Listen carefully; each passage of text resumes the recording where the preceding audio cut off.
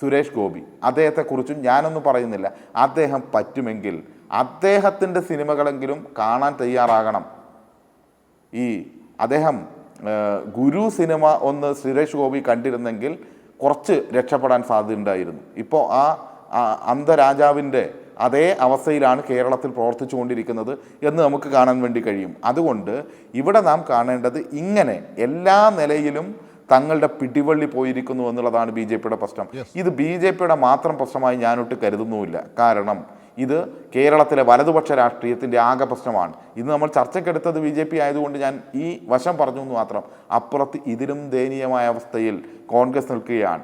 5 പേരാണ് 10 വർഷത്തിനിടയിൽ ഒരു ജില്ലയിൽ മാത്രം കോൺഗ്രസ് കാരണം ആത്മഹത്യ ചെയ്തത്. അതിലൊരാൾ മകനെ കൊന്നുകൊണ്ട് ആത്മഹത്യ ചെയ്യേണ്ട ഗതികേടിലേക്ക് വന്നു.